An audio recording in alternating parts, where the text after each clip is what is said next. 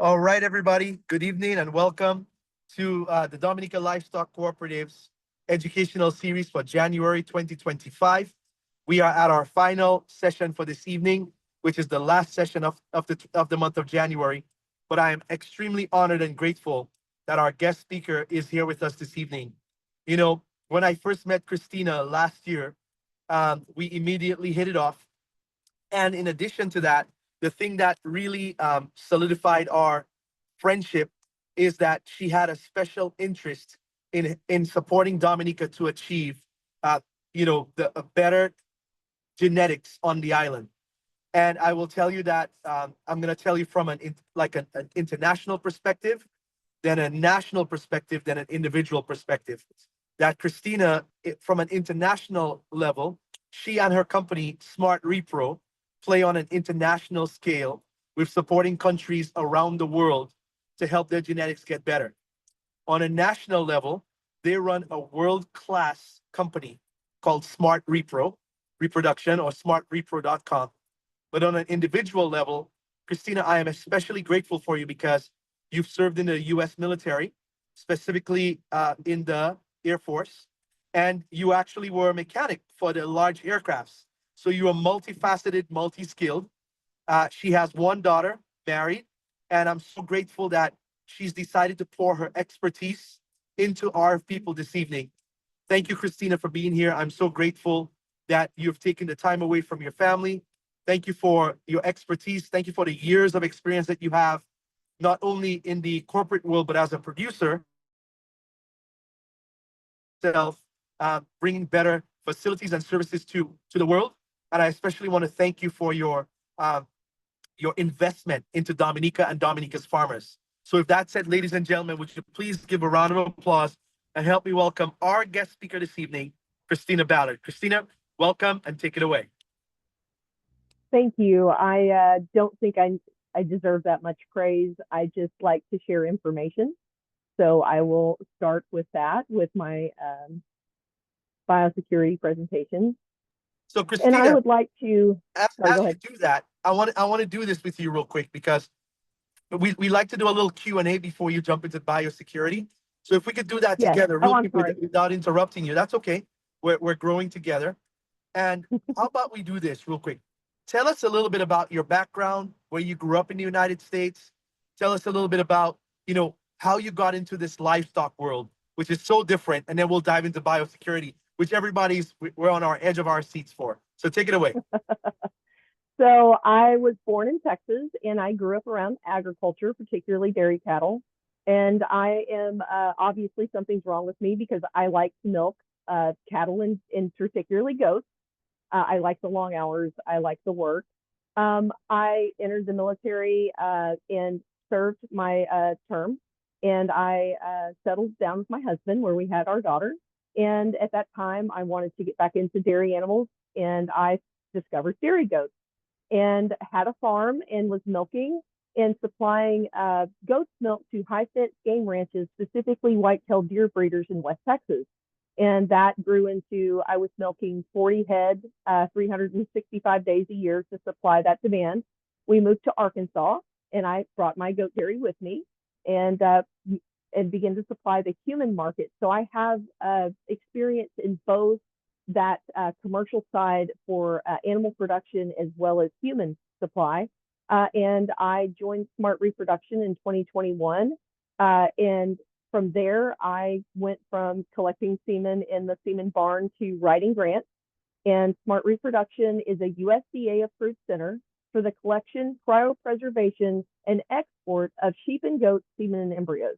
We work with NGOs, foreign governments, as well as private producers.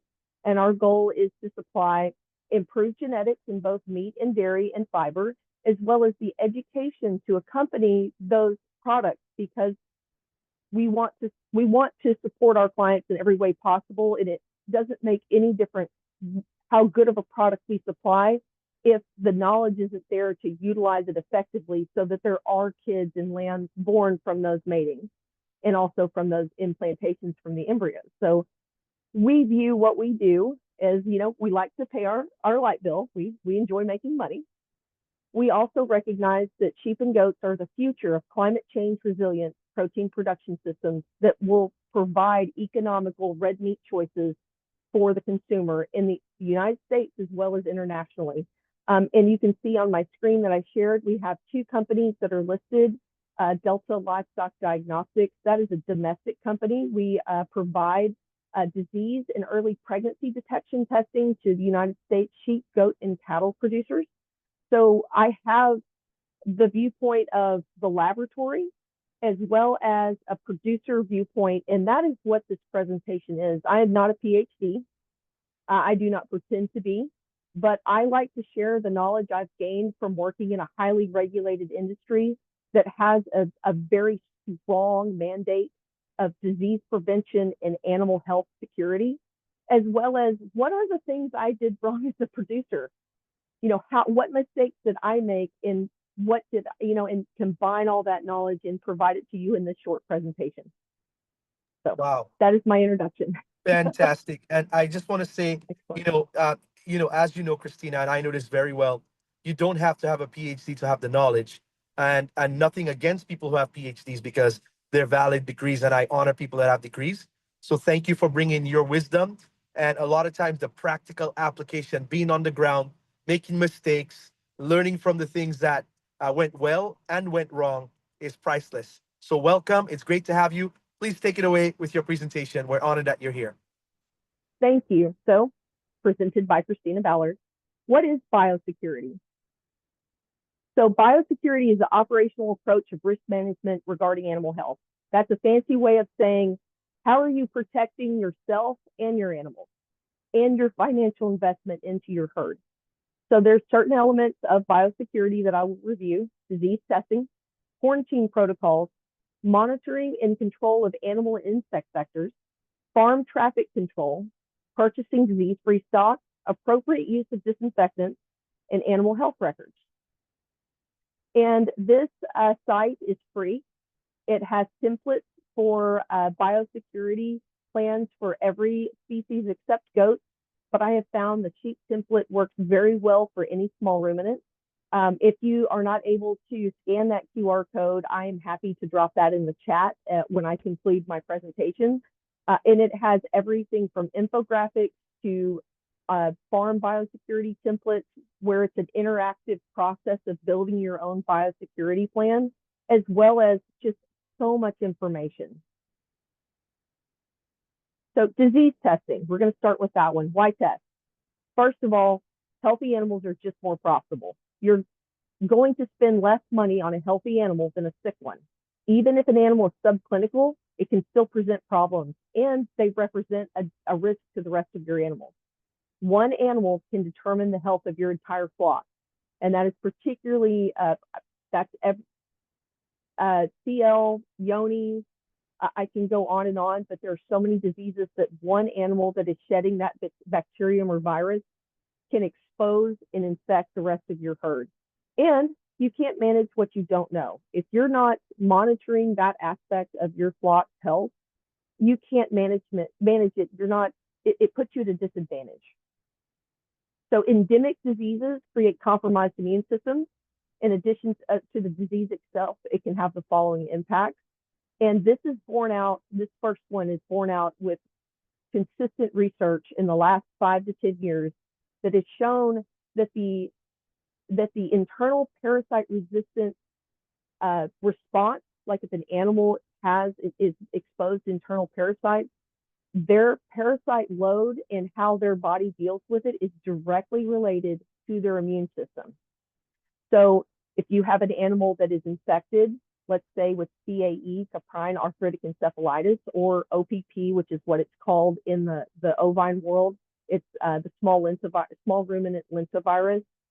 You are literally creating an animal that is going to be less resistant to internal parasites. They will have more cases of anemia, and they will be a compromised animal. You will have a reduced lambing rate.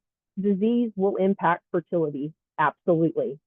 Diseased lambs and kids will have reduced weaning rates. That means the amount of lambs or kids that make it to the weaning stage it's great if you have twins or triplets, but if the ewe or doe is unable to feed those animals or they are too sick to nurture them, they won't make it to weaning, and that's where your money is. You have reduced economic value. Who wants to buy sick animals? I don't. And most people that want to invest in a productive herd will not as well. And honestly, your labor and time has value. So these flocks and herds are more reliant on human intervention than healthy herds. They need to be dewormed more often. They need to have more support during lambing and kidding. So being, addressing that and knowing what is going on within your herd by using disease testing means that you make more informed choices and you can address these issues in a timely fashion. So there are two types of disease testing, serology and PCR. So serology is always going to be less expensive than PCR because of the technology behind it. Serology uses serum, which is the straw-colored liquid in the blood. That it's not the red blood cells. If you were to separate out all of the solids, you would just have serum. And serology testing uses that serum to look for antibodies. So the immune system creates an antibody. A mammal is a mammal. It can be a sheep, goat, cow, pig, or a human. When we are exposed or that animal is exposed or infected with a disease, virus or bacteria, they create antibodies. So just because an animal is positive on serology does not always mean that they are infected. That means they could have been exposed. Their immune system fights it off. They're not infected.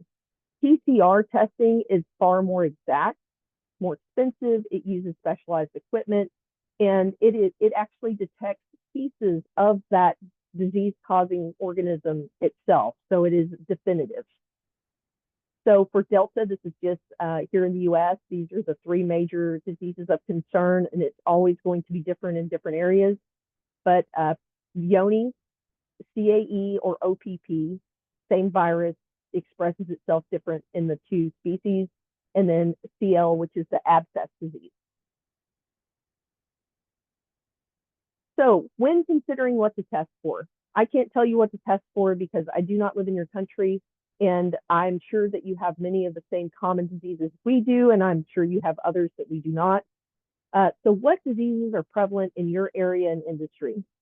And as you are selling these animals, particularly breeding stock, if you are attempting to, or you are selling breeding stock, listen to your customers. What diseases are they requesting? And if you follow your industry, you follow those drivers, you make more money because if you're the only one testing and no one else is, then obviously people are going to want to give you their money.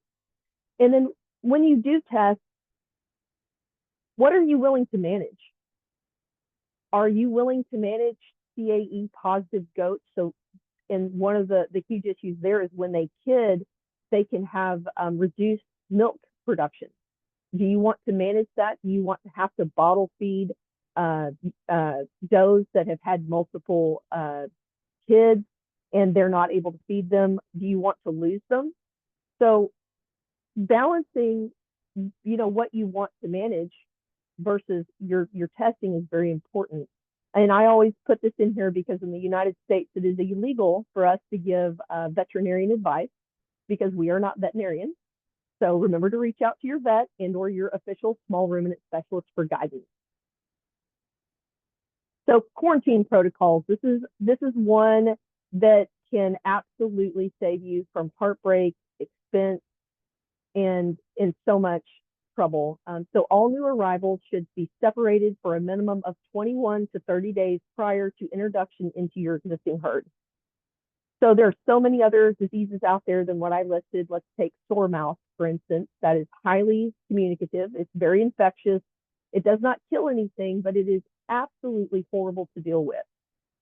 So having a quarantine area, all new arrivals being quarantined and hopefully disease tested will allow you to ensure that there's not any, you're not introducing a respiratory infection, sore mouth, or any of the other endemic diseases that can be economically impactful into your herd.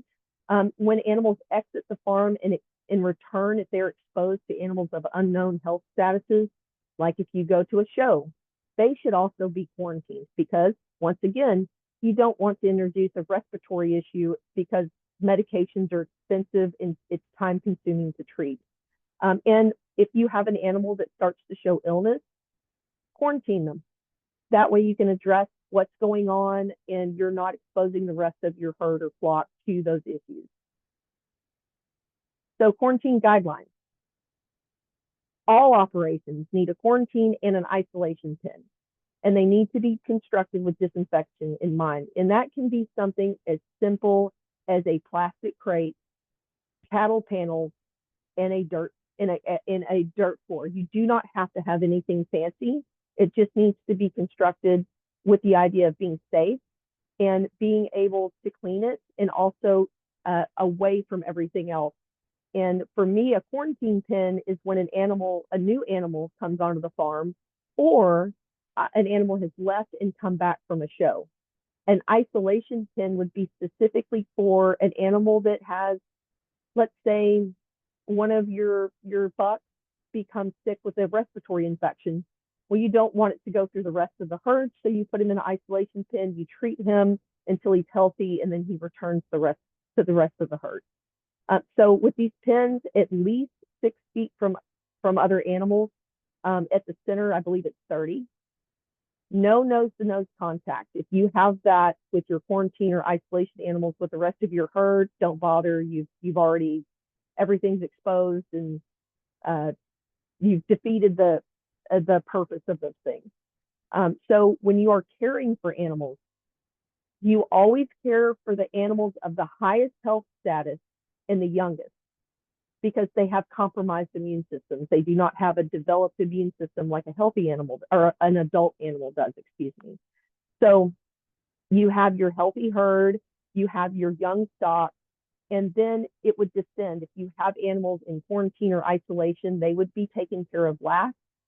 And for that isolation and quarantine pen, you really should have separate equipment, so that it can be marked. You can just use some spray paint on it, and all it has to be is a water bucket and a feed pan. These solutions are not meant to be prohibitive or expensive. So on to animal and insect vectors.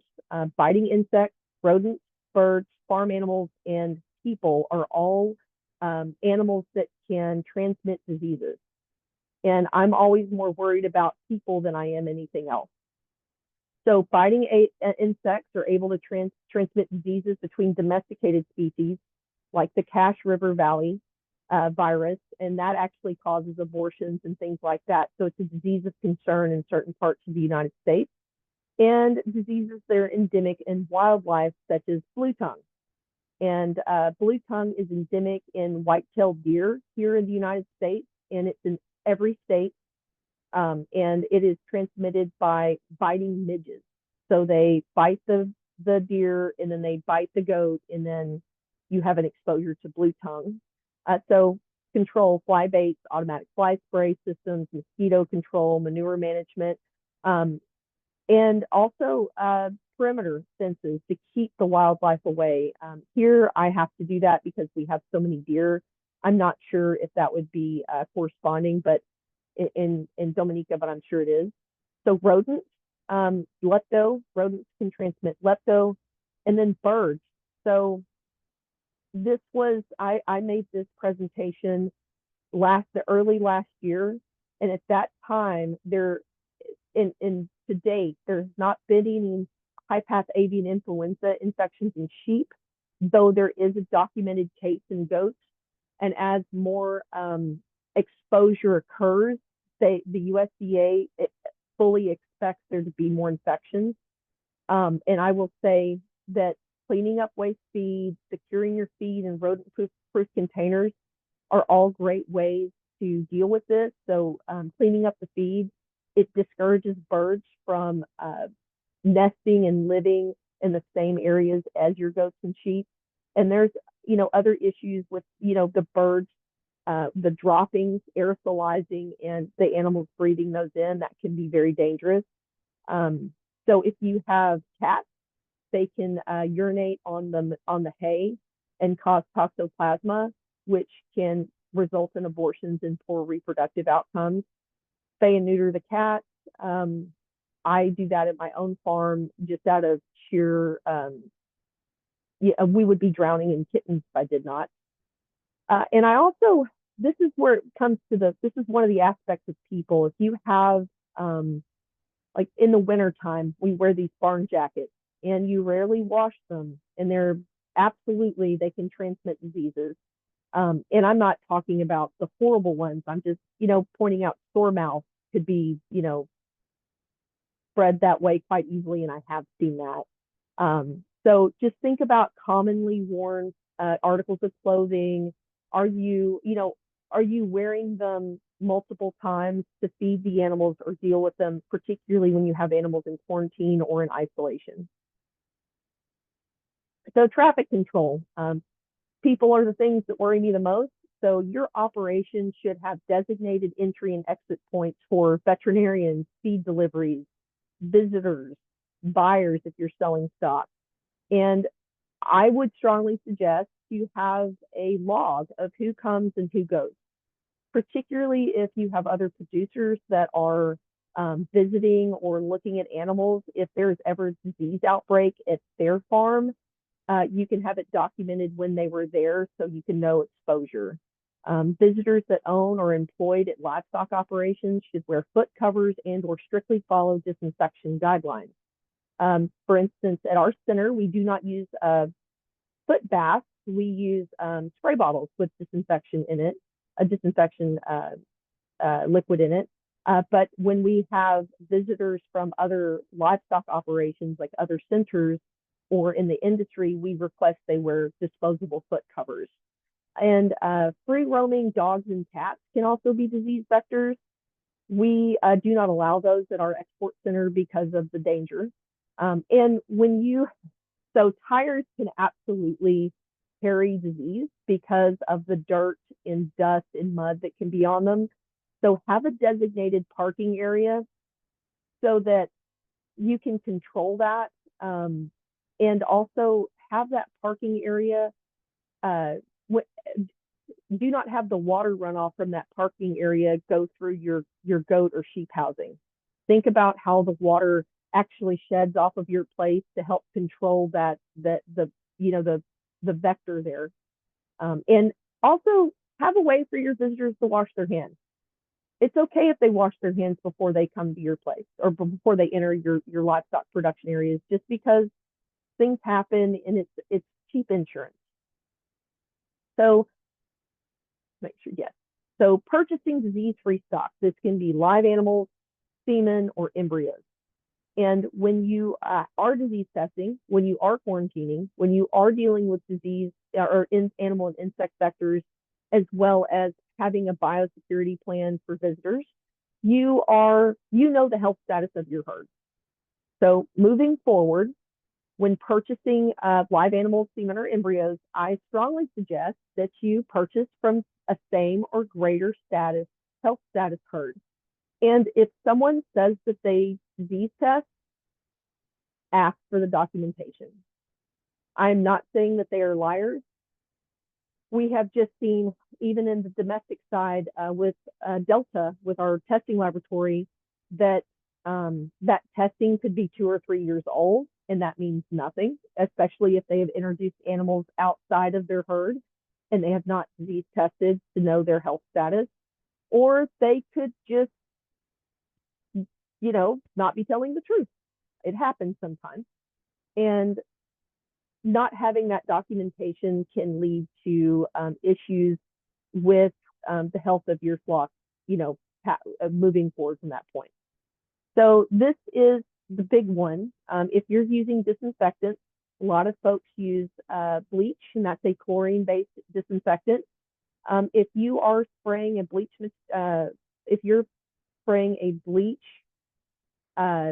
mixture on, let's say, a panel, a livestock panel, or in their house, and there is manure or pus or blood or dirt or any organic material, where that organic material is the bleach has done nothing. It's rendered inactive by organic material. And another important thing to note about bleach is if you leave that bottle out in the sun, it's rendered inactive as well pretty quickly. So bleach is, if you use it, you need to remove those organic materials as much as possible, and also, pressure wash or clean off any metal or wood as well as you can. So I've also listed some other disinfectants. So there's alkalines, Biosolve, in the AMP Ocol. That a lot of that's used in pig production. Personally, we use the perioxygen compounds at our center, so Virkon would be what we use. I'm not telling you that's what you have to use. I'm giving you some other options to investigate and learn more about. And then Tektrol, that's been used in pig or swine and poultry operations. The perioxygen, like the Virkon and the intervention, are very popular with poultry operations because of their high standard of biosecurity they must maintain on the commercial side. So most disinfectants are ineffective if the surface to be disinfected is not clean of organic materials before applying the disinfectant. I'm going to go back to Virkon because I'm very familiar with that because that's what we use. That actually has a surfactant or like a soap in it. And that surfactant is going to break down the organic material, allowing for disinfection. So any disinfectant that you use, please, please, please read up on it and learn about how long it is good for. What is its efficacy time? So with Virkon, we have to mix it up fresh every week. It does not matter if we still have liquid left in our disinfectant station bottles. It gets poured out and remixed with fresh solution, because after that week's time, or it's about 10 days, but we have the benchmark of the week for quality control purposes. It's rendered inactive. It's useless. If you are using a foot bath, every time that you place your foot into the foot bath, you are introducing organic material into it, reducing the efficacy of that solution. So to combat that, we actually use spray bottles. And they are at our designated points of entry and egress for our facility. I also do that on my own personal farm because it works so well. And it's inexpensive. You can really have good coverage on your boots. As well as your tires, because I will also disinfect my tires if I go to a livestock sale. And that way, you have control over its efficacy. So if you're using a foot bath, you need to refresh it every so often. And this knowledge may seem like overkill, but in reality, not understanding your disinfectants, their efficacy, and how to properly use them provides you with a false sense of security. And that can be particularly harmful to your monetary, your bottom line. Are you making money or are you not making money with these animals? And then also your animal's health. We do this to be financially secure, but we also like our animals. And I always try to point that out, that we want to always do right by them. So this QR code is a PDF that has all of the major available industrial disinfectants, and also everything from Lysol to bleach. And it explains what is it effective for and what is your contact time. So all disinfectants have a contact time. And that means how long does that properly mixed disinfectant need to stay on a surface for it to be disinfected. So for a bleach solution, it's 10 minutes. That is the contact time required to disinfect a non-porous surface. Versus what we use at the center, which is Virkon, and it's 15 seconds on a hard non-porous surface. So like my rubber muck boots, that would be a non-porous surface, 15 seconds. I actually let it sit for 20 to 25 just because I'm nervous like that. So that I know I'm giving you a lot of information about disinfectants and I'm not telling you not to use them. It's just that knowledge is power. And, if you're going to spend the money and the time to have a biosecure farm and you're going to incorporate disinfectants, which you should, using them appropriately will save you time and money. And also, that your herd is safe. So animal health records, this is where I kind of close this up with, is if we're not keeping records, how do you know what's going on with your herd? And it does not have to be a fancy program. It can be a basic Excel spreadsheet. And what you can use this with is, are there animals that are continuously sick? And if they are, maybe that's a sign to do some disease testing to see if they have, something subclinical going on. Are they not, lambing or kidding like they should? Are those kids and lambs not coming out and thriving? Or are you having, an unacceptable weaning rate from those ewes and does? And if an animal dies, are you performing a necropsy? Do you know what they died of? Now, you don't always have to have a vet to perform a necropsy. You can do it yourself. And if you, and one way to approach this is you don't have to send off the entire animal. You can do, if you see something wrong with their lungs, or you want to, you think maybe that it was a subclinical uterine infection, you could send off, those samples for testing individually to know. Sometimes some animals, I recently had one that had a twisted gut and there was nothing we could do, and she was healthy and then she wasn't and she passed away. We did an on farm necropsy and found it, and it was obvious what killed her, and so we were able to move on. We knew it was not disease or infection, that it was just an unfortunate thing that happens with animals. And what comes from strong animal organized and reliable records of animal sickness and treatment means that, one, you're tracking the money that you're putting into these animals, because none of these medications are cheap. You also can start to identify like aspects that are not just disease outbreaks. If you are seeing animals that are consistently having respiratory issues, is it because the airflow in the house, in their animal housing, is not good? Are there issues with ammonia buildup? Do you need to alter that airflow? Would that make them more healthy? And that's not medication. That's very straightforward, and it's economical to do rather than having multiple outbreaks of respiratory issues. If you are seeing does that have kids and they are, struggling when they're kidding, the kids don't seem to be very healthy. They don't thrive. There might be some issues with their ligaments, or, getting up and standing. It could be that you have a selenium deficiency. And keeping those records would allow you to potentially, source that and say, well, I'm going to give a BOCI shot and see what happens. Another aspect of that too is you can start to identify animals that have inheritable or natural internal parasite resistance. We struggle with internal parasites here in the United States, I'm sure just as much as you do.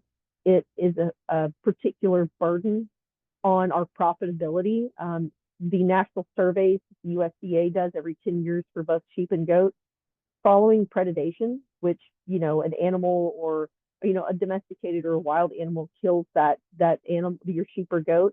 What's closely followed is parasites. That is the number 2 killer of all sheep and goats in the United States.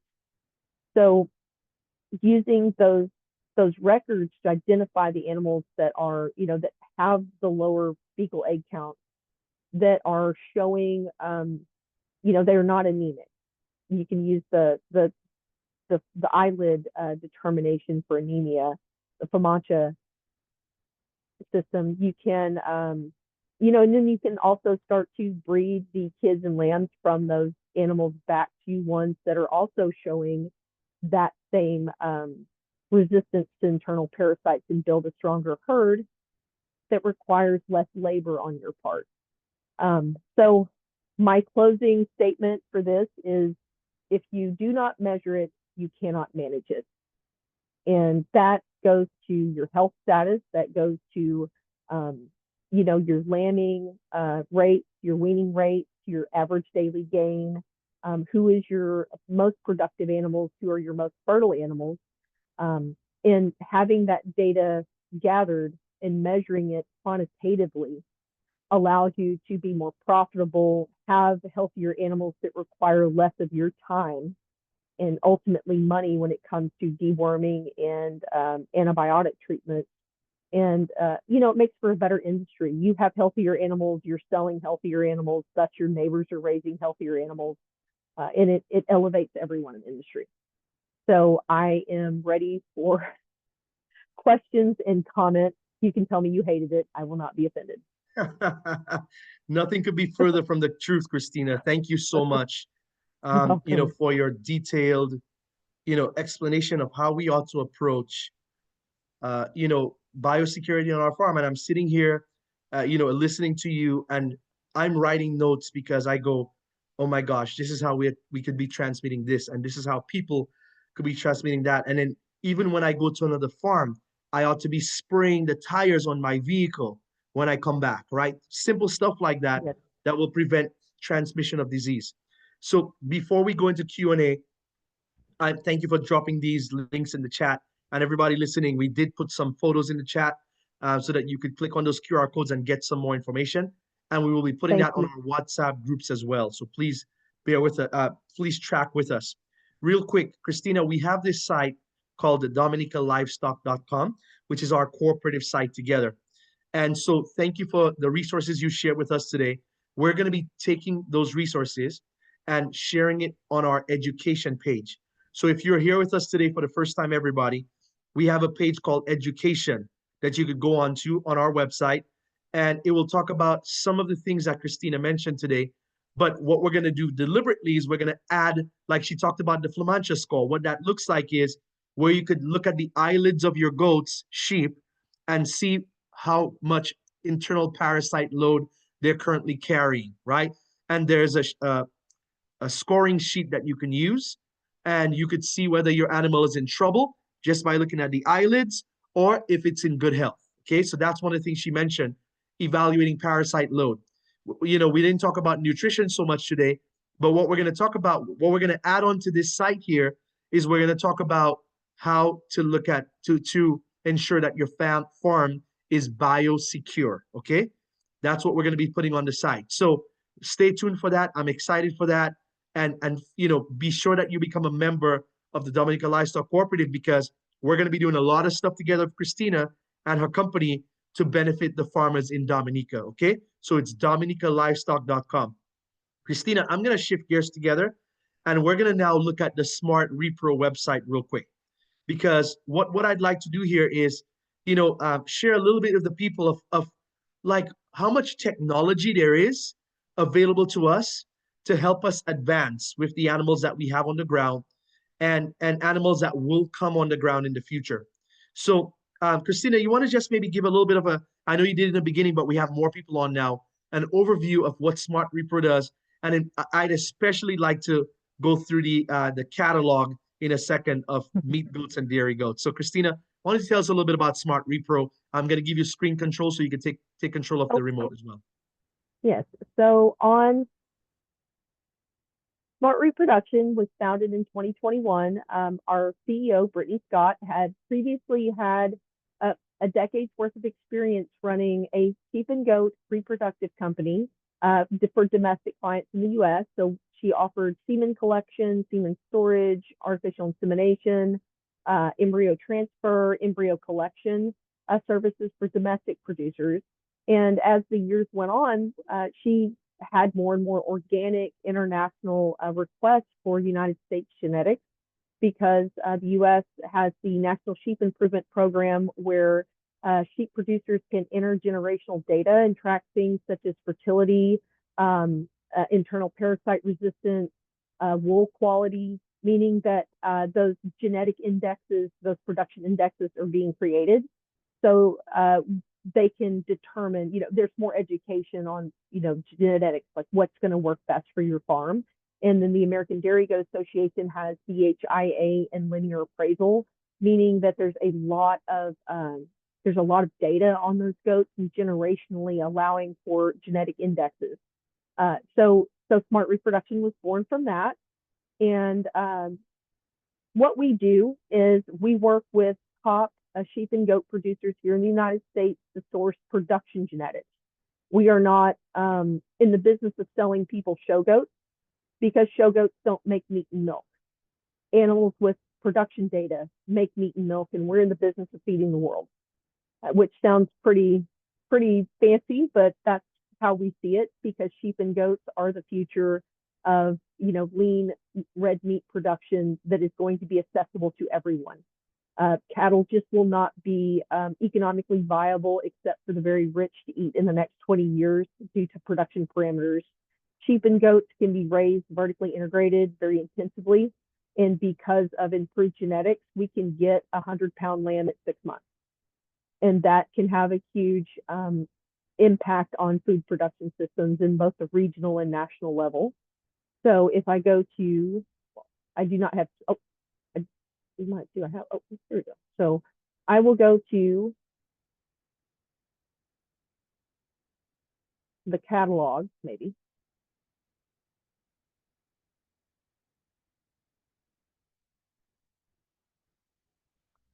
I'm not able to click on the drop down.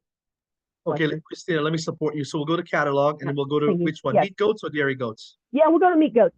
I'm a dairy goat person, but we'll start with the meat goats because I know that's what everybody likes there. Awesome. So as of right now, we have two breeds. We have boar goats as well as Ticos. The boar goats, we have some data on kids on the ground in Australia. There's multiple of these sires that have been used there and have data collected on them. The Kikos, obviously, they're my favorite for productions because they are the breed. This breed, the producers utilize buck tests that are put on by universities in which animals are quantitative data is gathered on internal parasite resistance, and they are also incorporating live carcass ultrasounds. So the animals are getting ribeye and carcass data from ultrasounds at those tests and then rated.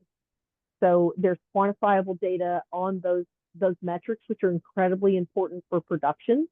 And if you scroll down, you can see that we have the Kalahari Red as well as dappled and traditional sires.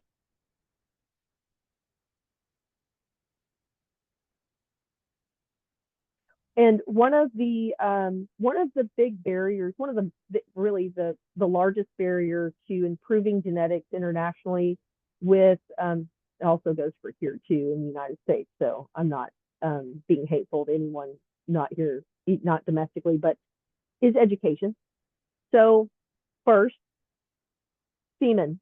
How many experienced artificial insemination technicians does your country have available to the average producer? Embryo transfer, there's specialized knowledge that goes with that. And with these products, so the semen and embryos, they are frozen in liquid nitrogen. As long as those tanks are maintained with the correct levels and handled correctly, those products are good indefinitely. I know that there are producers that have successful pregnancies from semen that was frozen 20 years ago. I can actually call someone right now and they'll tell me all about their AI kids from a sire that was frozen in 1992 or something like that. So we can send a great product, but unless that training is in country to handle them correctly and also, time that artificial insemination correctly, do the estrus protocol, or handle the frozen embryos or implant them correctly in the recips with that estrus synchronization protocol, it means nothing. So we've actually founded a third company called the International Livestock Training Institute that is specifically for that avenue. Is we provide virtual training so that if someone were to come to our center or we were to go to them in another country, they would not waste their time learning the reproductive tract and the ester synchronization protocols. They would learn all of that through coursework. And then when we came, we could, you know, answer any questions in person, and then we would immediately dive into artificial insemination training so that that hands-on knowledge would be repetitive and intense so that when we left, that technician would be trained. Good stuff, Christina. And I'm grateful because that is one of the things that we agreed to focus on as the Dominica Livestock Cooperative, is we want to ensure that we're getting trained, that we're bringing in great material, and I want to also focus on the dairy aspect, because some people, they don't just love the Boer goats or the Kiko goats, but they also love the Nubian goats and some Alpine and other breeds. So you want to maybe So, share a little bit yeah, about what's on this absolutely. page? I'm very excited about this page because we have some of the top production dairy genetics in the world. We have Alpine, Saanen, Hagenberg, and the Nigerian, which, to be honest, I don't see that being your production animal. I see that being the Nubian, the Anglo-Nubian, because there are studies that show that Nubians perform well under heat stress, more so than the other breeds. And to just be honest, the the Alpine, the Saanen, the Toggenburg, those are all Swiss breeds. So they originated in Europe and were imported here to the US. And obviously, there are going to be heat tolerant individuals in those breeds. I'm not saying that they're going to be big wimps in your country. I'm just saying that with the climate and the length, it's a temperate climate. You're going to be warm most of the year. Nubians would probably be a good choice. They also butcher well. You have a nice carcass on them. You can cross them with meat goats and have that value from those crossbred kids. The Harley, that Tempo Pasa FRL Harley that you have your icon on, is from a world famous herd. His breeding is fantastic. We have like a Mandelli. He's my favorite. He was a sweet man in the collection barn, but his dam actually received best of udder at the national show when she was an aged doe. So that means that those genetics, you're going to have strong udder attachment, strong ligaments, so that they can go through high volume repeated freshening without that udder sagging or having issues with attachment. Just for that's one of the things I like to point out is more data means more informed choices. Yeah, that's huge. And speaking of data, Christina, if we look here on the left, as part of this Yes, education, um, can you talk a little bit about the numbers on the left here, which talks yes. about So how that much was milk they give? Yeah. yes. So that would be liters per day. Let's go to scroll down because we have some other scroll down on the animals themselves. Let's go to Mr. Martin. He's the next down. Yeah, Mr. Martin.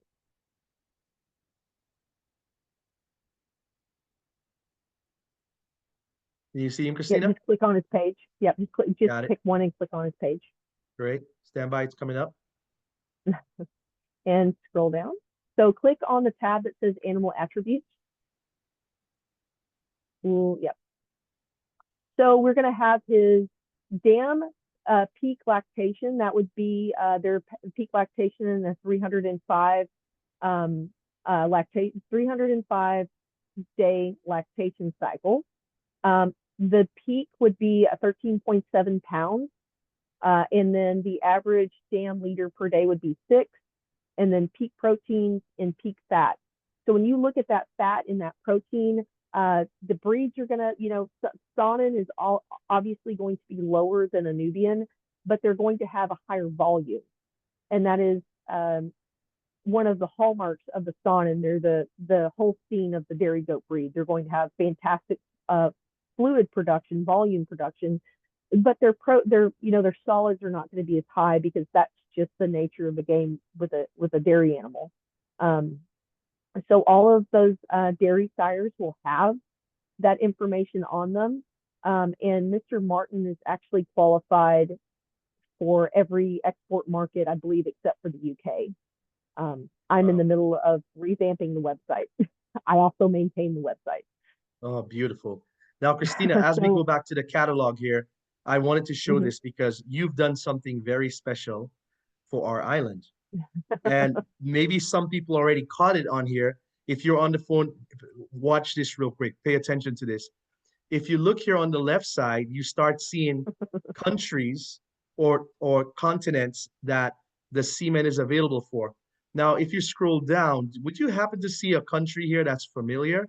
Oh boy, Dominica is on the Did that list. just for you. Well, we are so grateful and excited. And there are lots of things that we're working on behind the scenes, Christina, for the members of the Dominica Livestock Cooperative that we cannot yet talk about. However, I am excited and elated as time progresses for us to be able to roll out more possibilities together. So I would just like to say that any animal listed on the website, be dairy or meat, after reviewing your health certificate, all products meet the requirements for import. So even if it is not clicked for that yet, because I'm having to reset all of the filters for the search function on the website, it is every product qualifies for your country's market. And just for explanation, health certificates are the documents that the regulatory agencies in your country and USDA APHIS that oversees import and export, how they communicate with each other. So right now, Dominica does not have a negotiated health certificate with the USDA, which means this is a standardized document for, it could be for cattle semen or live animals or sheep and goat semen and embryos. It's whatever commodity, but it's a document that both countries' regulatory agencies have agreed and said, these are the rules that we play by, and this is what we're going to do. And it reduces the work on for everyone because no one has to request the specialized import permit and guess what the disease testing requirements are. So good. And Christina, we're going to bring this full circle then and take questions from the audience. So everybody, Yes. please have your questions ready. I'm excited for this portion is when you get to engage with Christina. Christina, I you hope and I I can met answer them. last year um, Yes. at this amazing clinic by the legendary Dr. Ann Peischel. And guess what? She's hosting the clinic again this year. And so I am Let's so go. excited that this is the new information, everybody. If you say, you know what, I want to come and learn this process, I want to take my education to another level, I would like to come to the United States and learn about how to do artificial insemination. Dr. Ann is doing a Friday, September 26th, and Saturday, September 27th with us. And everybody, listen up. She has decided to do a third day just for Dominica, which means she's going to be spending Sunday the 28th with us as well. And we're going to be having special, private, one-on-one, intimate attention from the great Dr. Ann Peischel. So we don't only get 2 days like everybody else, we get 3 days. So for those of you that would like more information, the registration is right here. You could just scan this QR code on the screen right now and just the registration will come up, or you can click on this link. I'll probably put it in the chat, and any of you can have access to come to the United States. I will be going back again because I learned that much from the first session, and I'm excited to host any of our Dominican folks with us over there.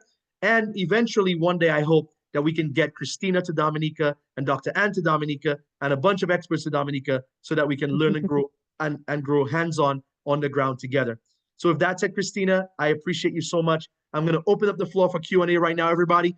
If you can, when you want to ask your question, turn your camera on. You'll engage with her that more.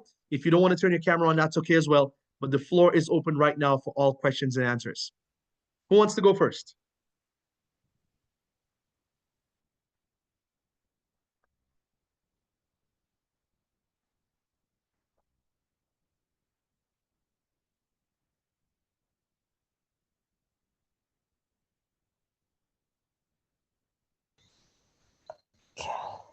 I'm not able to put on my camera now, but I'd like to ask a question.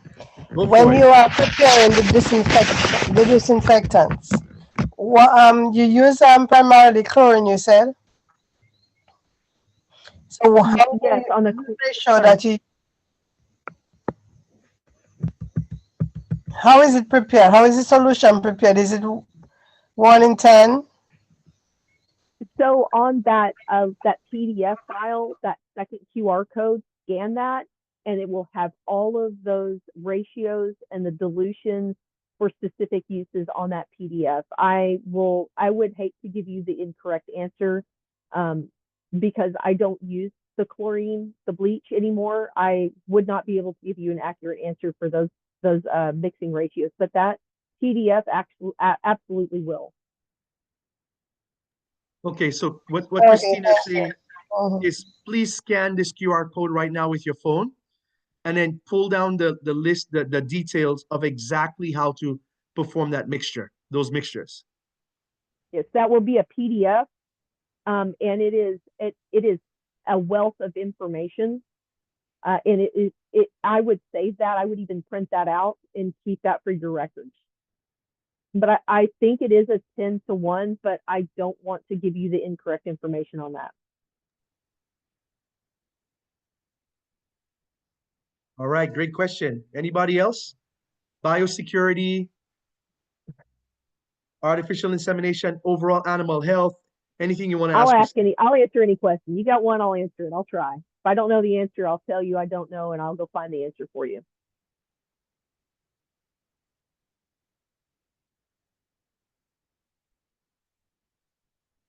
I think we made them shy tonight, Christina. I think that I think I filled their brain up. I do that sometimes, but I will say two things. One, if you are able to go to Dr. Ann's AI clinic, I wish that I knew as much as she has forgotten in her lifetime. She is a premier breeder. She is a fabulous educator. She's passionate about what she does. Her knowledge is really producer based. This is not a person who is going to be academia on you. She wants boots on the ground, animals to be healthy, money to be made, resources to be used correctly.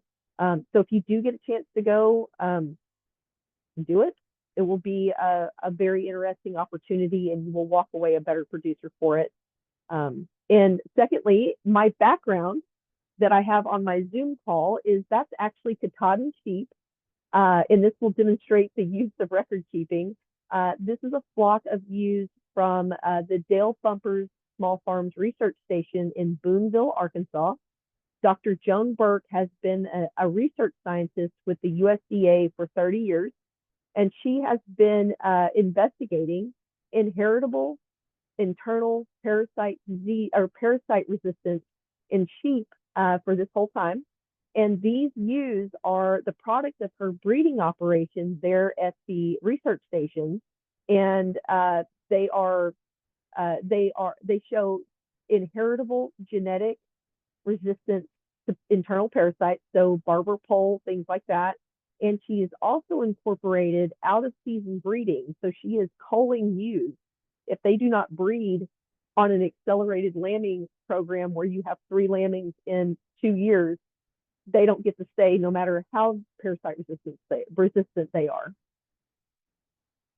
So I like to see the science in action sometimes. fantastic. All right. Anybody else? We'll take a few more moments. But If feel you free to hated it, you can say you hated it, guys. I won't get my feelings. no, not even close.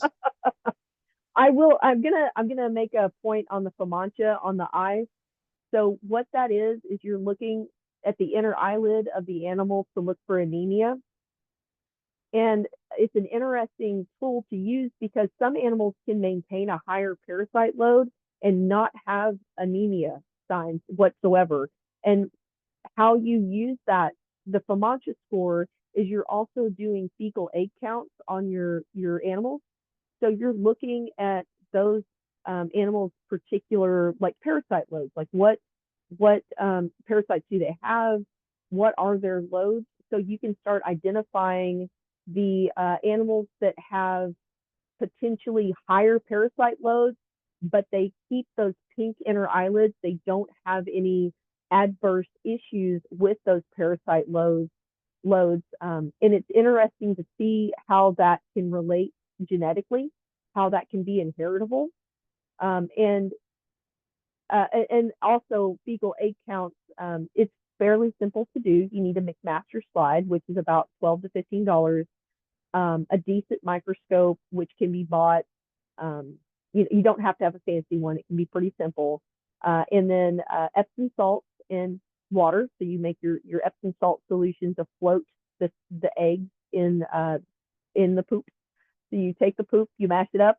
I think you need 2 grams of manure, and you run it through a strainer, which can just be a kitchen strainer, into that solution. You stir it up, you pipe it, you suck off the top portion of that fluid, and then you place it in the master slide, and then you count your eggs or your parasites that you see.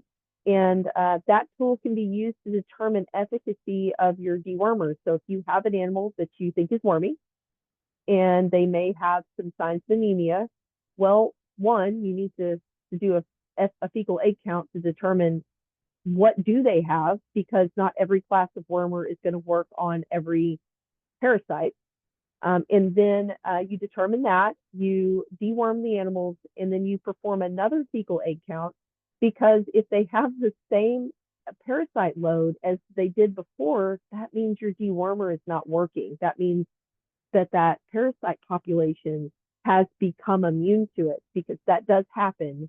When you deworm, you're not going to get rid of all of the parasites. You're going to have, a population left. And if you're killing off all the ones that are susceptible to the dewormer, it leaves the ones that are not. And as they multiply and that animal sheds those eggs out on that pasture, and it completes the fecal oral transmission cycle to the next animal, you can transmit the dewormer resistant parasites to the rest of the flock. So making sure that you're deworming for the correct parasite, and then also that your dewormer is working, is an incredibly helpful tool. You can use your Comanche as well as your fecal egg count. Sorry, I'm really passionate about parasitology. No worries. Maureen has a question for you. Maureen, take it away. Yes.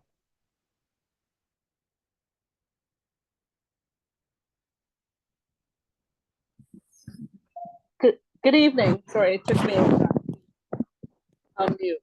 I think what you've gone through is pretty much like the gold standard of what we should be doing. I think we have to now look at what's realistic for a lot of us here in Dominica.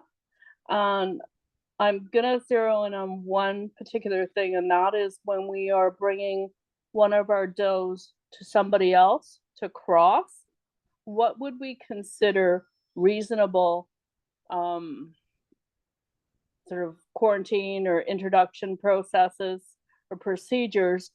Because quarantining them for 21 days on a farm just doesn't make sense when, they just want a quick little date. Oh, I understand driveway breeding. That happens here in the U.S. too. So what I would suggest is, when you do visit that other farm, is that you, if you can perform the breeding in an area that other animals have not been in, like you don't want to take them into the housing area where all the other females are, because you're thus exposing them to more. So if it can be somewhere like to the side of the driveway, where you're not in that area where all the other animals are. And if they bring out the buck and he's got, he's pouring snot and he's got giant lumps on the CL sites, I would not breed to that animal. I would just load up my doe and not do that. And then when you bring her back, watch for signs. Obviously, the less exposure is better. So like I said, if the buck comes out and he's, obviously ill, don't expose your animals to him. And try to not take your animal onto that farm where there's a lot of animal traffic.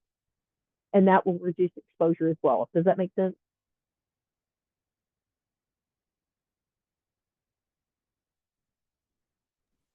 Yes, thank you. I think that's some great advice. Appreciated. And you're welcome. And I know that what I went through is the gold standard, and I know that everyone has their own. I know that is what we want to do, but it may not be achievable. And what I will say is, do what you can. Don't. It's not a zero sum game.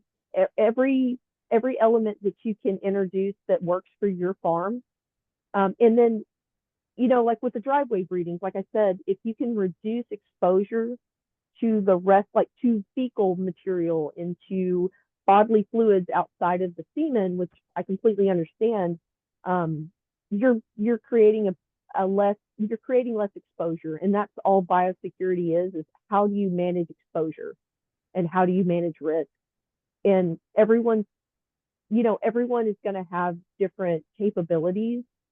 But as you move forward through this process, because I didn't get here overnight, I will be very honest. When I first purchased goats, I fell in love with some Nubians and bought them and brought them home. And I had CAE in my herd because I just didn't know. It was 20 years ago. Not many people tested. It was not as prevalent as it is now. And I had to cull my animals because they were symptomatic. It was horrible. And I felt terrible, but at the same time, I didn't know, and I've learned and I've grown. So do what you can, educate yourself, use those free resources. They're fantastic. That first link that I put in chat with the biosecurity plans, like I said, tailor it to your capabilities. And then at the same time, as you are learning, you can find opportunities. You will have moments where you say, oh, I could do this a little differently, and this could reduce my exposure and manage my risk a little more. Thank you. I think that's really great. And that it really gives us an idea of how we can actually implement a lot of what you've given us advice on, but bringing it to the realities of Dominica. Thank you so much. No, you're welcome. And on this information, I see just from personal experience, because I kind of run on a shoestring. I know that I have access to more resources than your producers do, than Dominica does, just because I'm in the U.S. But I also acknowledge that I want to be as efficient and lean as possible because I expect my animals to make money. And I have found that the more I learn with the biosecurity, I find small ways to implement it that save me money over the long term. And that's what I'm hoping for everyone here, is that you're maybe seeing small opportunities, or even big ones, I don't know, to help your operation be more healthy, raise a higher, like a more profitable animal, and move forward from there. And if you ever have any questions in the future, or you want to run an idea by me, I'm happy to assist, because I love sheep and goats, and I am a producer. And if we can help each other, it makes the world a better place.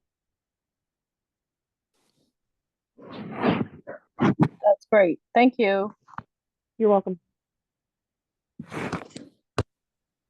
Christina, I would love to share, some of the success that we have on the ground right now.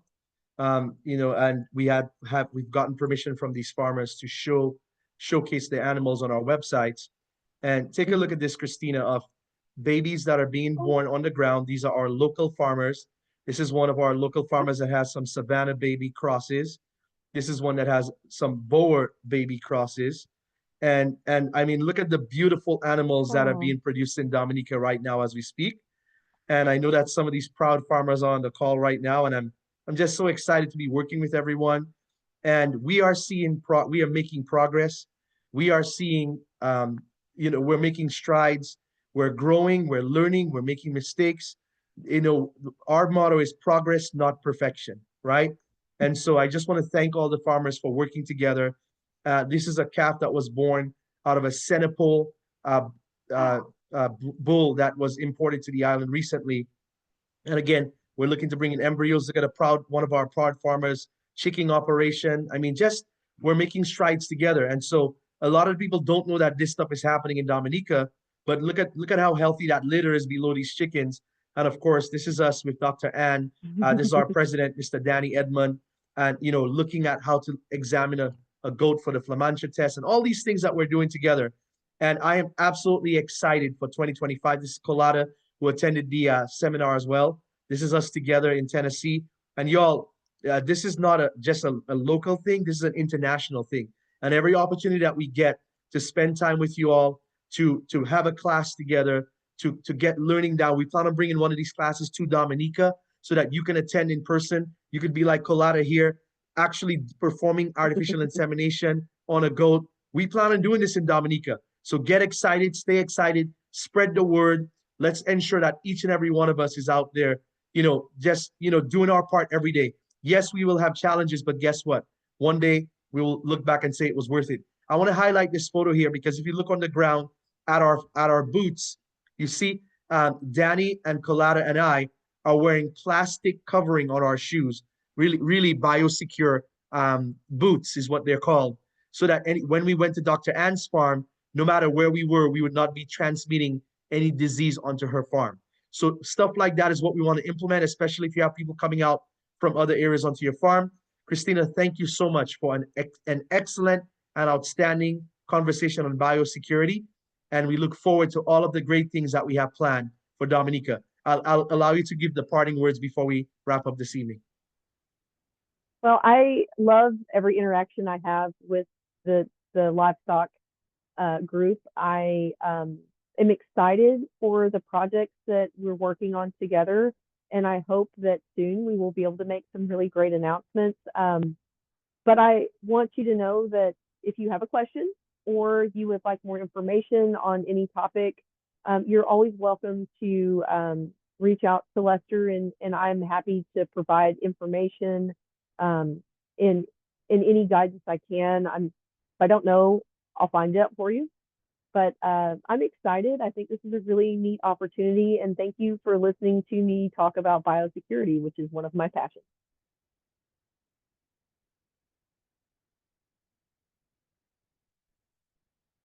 Whoop, I was very muted while I was speaking. I said, awesome, Christina. Thank you so much for being on. And we absolutely look forward to the next time that we can be together. I know that we have so much happening. Y'all, we have a YouTube page. We have Instagram. We have, of course, the website, dominicalivestock.com. And we have our WhatsApp group. So hear me out. If you would please, I'm going to put the link in the chat right now. If you are not yet on our WhatsApp group, here's the link for that. Please join that group because there's a lot of communication happening. And if in case you forget about it, you can always go to dominicalivestock.com and the link will be there. It'll say join the movement.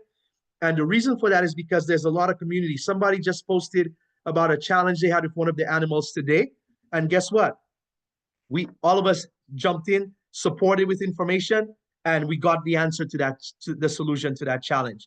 So if that's it, everybody, we believe in what we're doing. We believe in our farmers. We believe in livestock. We believe in our community, and we can't wait to grow stronger together as we continue to progress in 2025. Stay tuned for the cool surprises that we have for you in February and March, and we look forward to seeing you all at our local gatherings in Dominica. Hopefully, we can have a goat water together in the next few weeks. All right, everybody? Talk to you all soon. Thank you, Christina. Have a great evening. Thanks for being our guest speaker tonight. Good night, everyone. Good night, good night. Good night, Rasta. Yeah, good night. Yeah. Living in the positive. And I know good will conquer evil. Jah is here amidst the battle. And I know love will overcome hatred. Oh, yeah. Living in the positive. What children, let not your hearts be troubled. Wipe away your tears.